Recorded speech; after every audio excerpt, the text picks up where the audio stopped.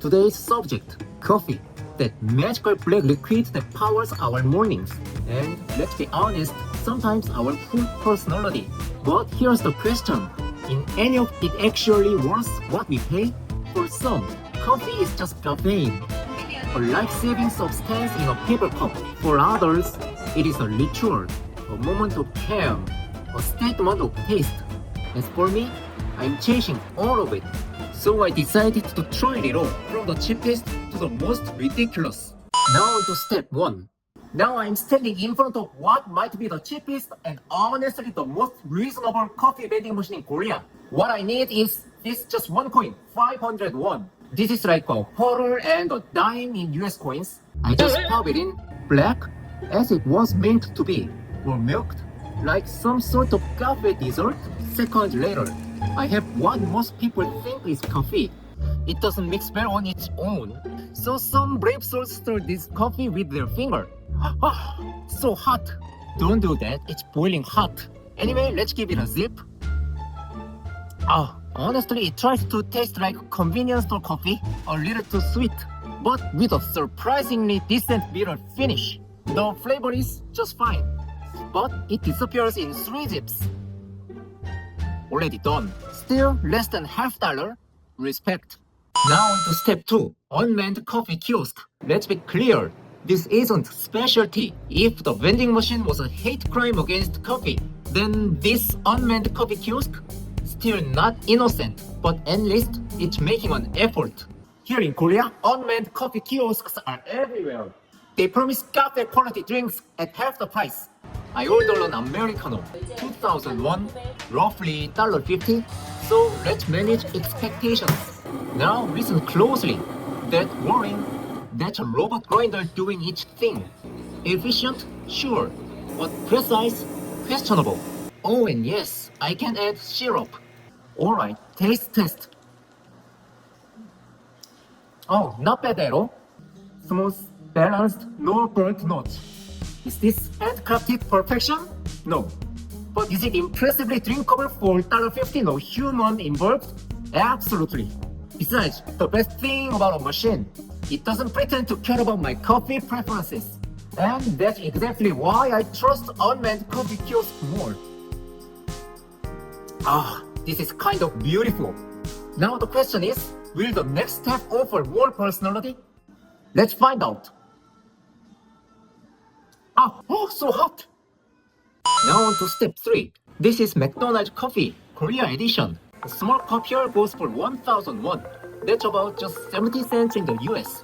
Today, I'm trying something a little different. An iced vanilla cafe latte. And of course, I couldn't just walk out without this. The one and only Egg McMuffin, the classic, the legend. I walked into McDonald's. Of course, this isn't exactly the mecca of coffee, but I'm the kind of person who has to test things. I take a sip this coffee first. A bit more vanilla milk than coffee. And the Egg McMuffin, salty, soft, industrial perfect. There's something oddly comforting about it. Wherever you go, Seoul, New York, Tokyo, Paris or London, McDonald's coffee and desserts taste the same. So if you are traveling and want a cup of coffee with a side of something familiar, McCafe with Egg McMuffin might just be your most loyal travel buddy. Guys, let's move on to the next step. Now on to step 4, franchise coffee. In Korea, most people think Starbucks is a bit pricey, but convenience store coffee, it feels a bit tacky. So what's the most fitting place to settle this kind of debate? This place, Mega Coffee, one of Korea's most popular chains, enormous cups, wallet-friendly prices, and everything customizable. Today, I'm building my own Frankenstein cup. Let me choose this giant vanilla cafe latte with almond milk and honey syrup instead of vanilla. The final total is 6,100 Korean won, about $450 US. Wow, it's pretty good for a drink the size of my entire face. Anyway, let's taste. Espresso? Bold. Almost aggressive. Almond milk? Light. Vaguely nutty. Like it's trying not to get in the way. Combined? Surprisingly balanced. It doesn't scream refined. But it say I know what I like and I like it loud. If McDonald's coffee is a Toyota Corolla, reliable, no personality, then this is a RAV4 with neon seat covers. The price is under $5. I cannot complain at all. It's like if Starbucks and TikTok had a baby. Not elegant, but undeniably entertaining. Now, what happens when a cup of coffee costs twice than this one? Now to step 5. Starbucks Reserve. You think you know Starbucks? Think again. Tucked away inside one of the most design-forward cafes in Korea. This is not your typical Starbucks. This is Starbucks Reserve. Even the entrance sets the tone. A vintage display welcomes you like the lobby of an art museum. Even the staircase is wood, lit. This place whispers luxury at every corner. This one caught my eye. Whiskey-infused cold brew. No alcohol, just the scent of rebellion, bottled for the masses. But wait, what the hell is this big steel ball? They've dropped the cold steel ball into the cup. Apparently, it keeps the drink cold without watering it down. Keeps the integrity. They say stylish, functional. First sip. Wow, this cold brew uses an Ethiopian natural base with whiskey barrel notes that are subtle enough not to disrupt the integrity of the blend. What makes this special? I honestly never imagined that whiskey and coffee could come together like this. Two things that seem completely unrelated, now creating something entirely new.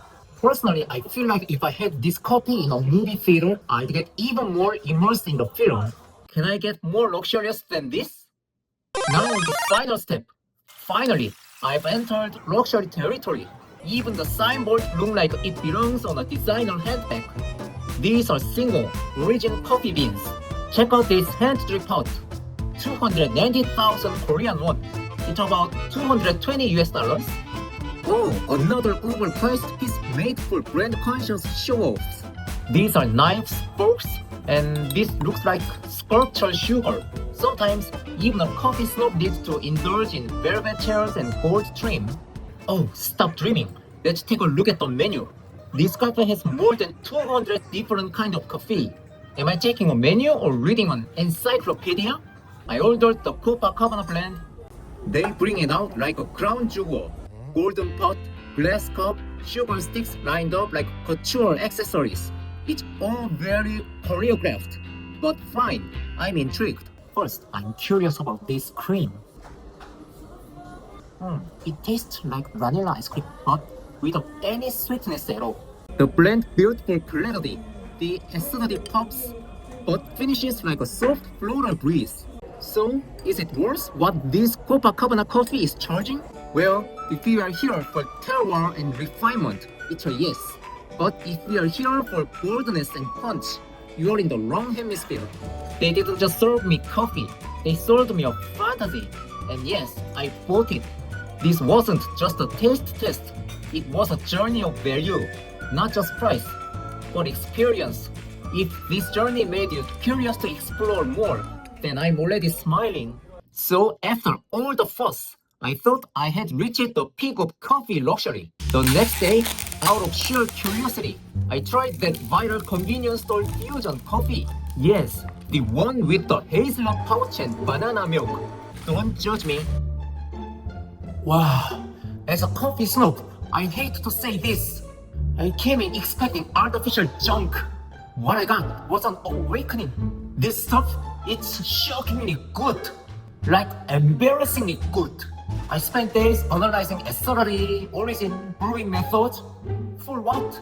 Turns out hazelnut and banana milk were my destiny. If I had only known how to make convenience store coffee taste this good, I wouldn't have wasted 35,000 won on that other cup. Holy shit. Rest in peace, my money.